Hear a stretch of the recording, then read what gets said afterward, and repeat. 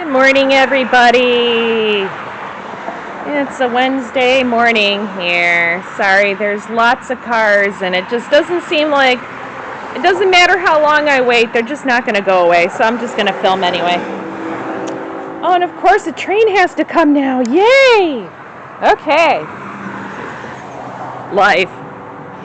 So, I wanted to show you guys an update of everything I did. I'm picking a morning time because, well, there's trains and cars, but there's no people. I had to pay somebody to mow my lawn. The city got after me. I don't blame them. It was getting kind of long and I had to mow it. So yeah, I paid somebody to do that. So that's done. Look at here. Everything looks nice. I planted in a bunch of stuff. As you can see here. Now I got my coral bells all along the edges here. They do look kind of spindly, but you know, I give them time. You know, they need time to sleep, and then they'll creep, and then they'll leave. That's how that goes. And I planted more coral bells along the side.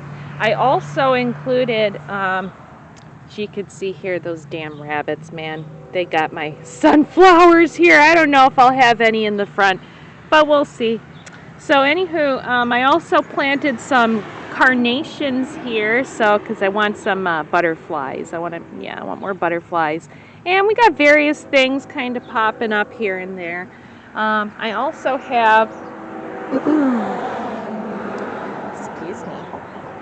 I also planted some nasturtium babies, so I got some nasturtiums here. These look really small, but you know, it's kind of like everything here. It looks really small, but it'll grow into it. I placed my hydrangeas on the corners there.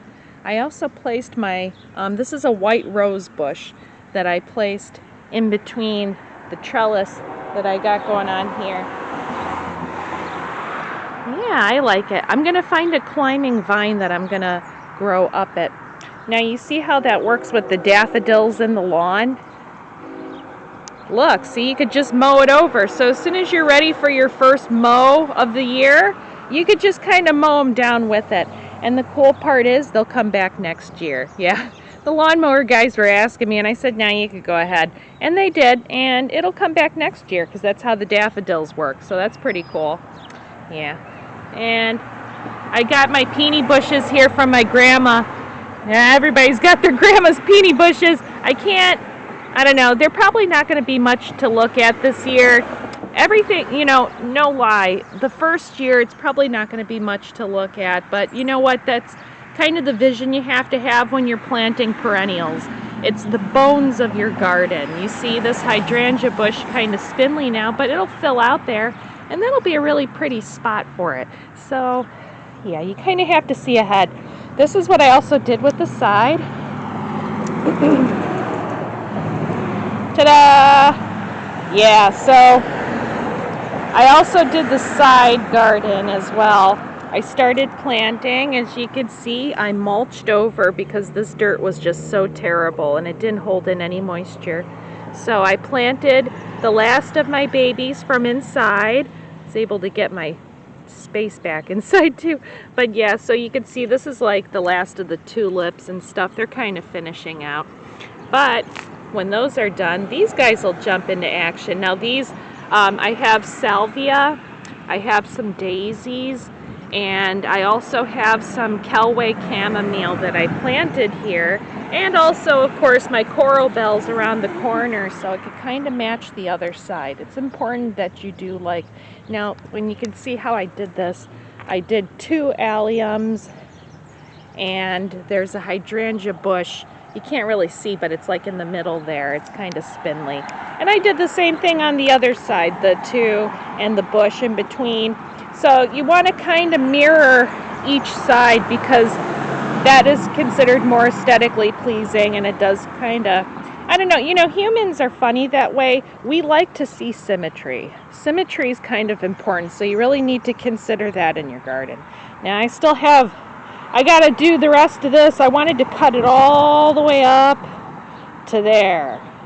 Yeah, so I got to connect that. That's my last piece, and I want to fill that with carnations and flowers. Yeah, I just want it to be like a beautiful flower bed for the butterflies. This bed's looking pretty good so far. Look at my pretty walkway. I filled it with cedar chips. Yeah, that turned out really well, and it feels good when you walk on it, and it smells amazing. I have to say, if you want to do a walkway, cedar is the way to go. Definitely. I would go with cedar. So I also planted a couple hydrangea bushes here with a peony bush in the middle of it. It's kind of blocking like the last two sunflowers on this side. They haven't quite eaten them up yet, but we'll see.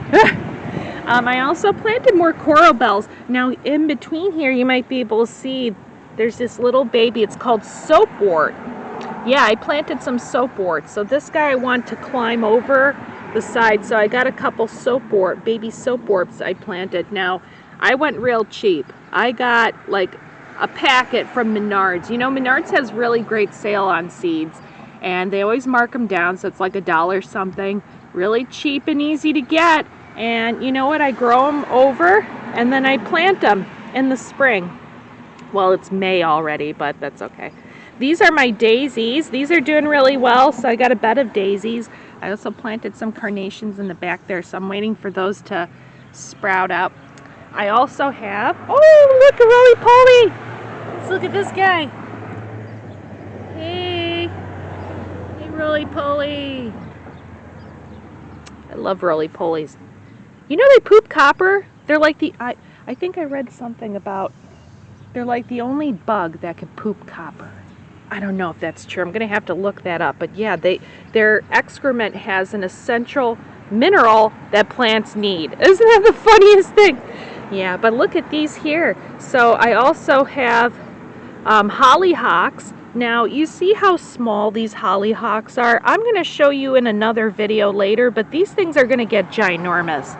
They usually get about this tall, and they make big, long, spiky flowers that are beautiful. So, you know, like I said, I want to show you this now because it's not going to look like this later. It's going to look something amazing later. So that's why I just want to kind of give you the early scenes of the, you know, not so special. And then you'll see what it turns into. It does turn into something special. You just have to have patience.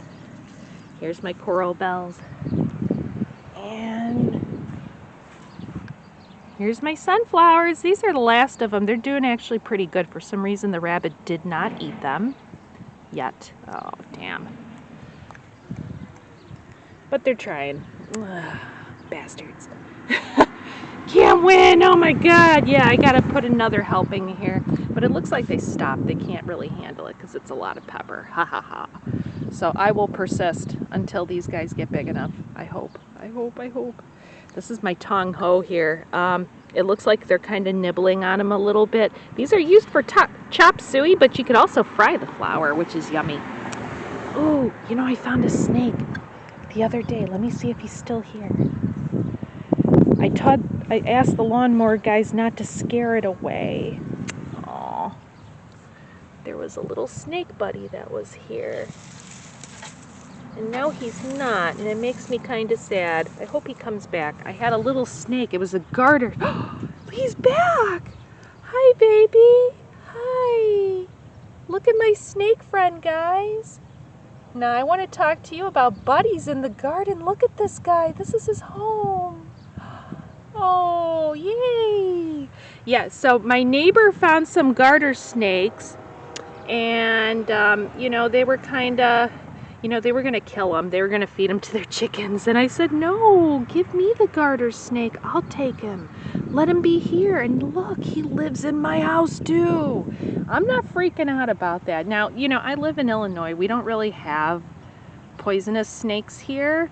So that's okay. So, oh, I'm so glad I was able to show you guys a little clip of my snake friend here. Yeah, we got to see him go in his little house. He likes to lie here and sun himself over here. And you know what? I had problems with mice.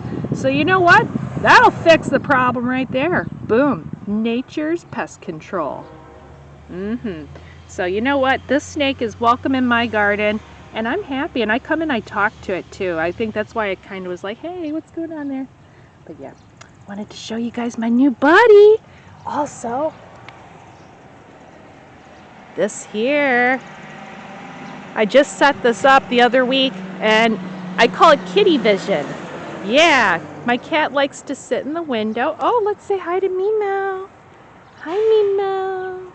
There's my kitty in the window. It's my pretty kitty. She likes to look out the window at the bird feeder. So yeah, I've been working on a few things here and it's turning out beautifully. And I gotta tell you, I really like the bird feeder too. I like to sit in the window. I got my chair propped up there and I just sit there and I watch the birds. Great thing to do, guys. It's a really good idea. So if you got a window by you and you got a kitty, you know what? You need to put a bird feeder on it. Put a bird on it. Portlandia fans. Anybody's a Portlandia fan. Love that show. So yeah, that's what I've got going on here. So just cleaned up the side. I don't know. Quite honestly, I wish I could do a garden out in the field right now. I just don't have the resources and I don't have the manpower. It took me so long just to dig up the ground all around here, but I'm going to keep persisting. So I figured probably this year I'll just be working on more around the house, and then next year, well, the neighbors promised me all the leaves in their yard, so I'm going to take the leaves and I'm going to kill the grass in the fall, and then I'll prep the beds for the garden bed next year. But this year I'm just kind of working on around the house, just fixing up around the house, trying to make it look nicer, trying to, you know, create something that's just a little bit better, and then I can work my way out. Yeah, so that's what I'm planning on doing. And it's turning out really good. So I just wanted to let you guys know. Keep growing.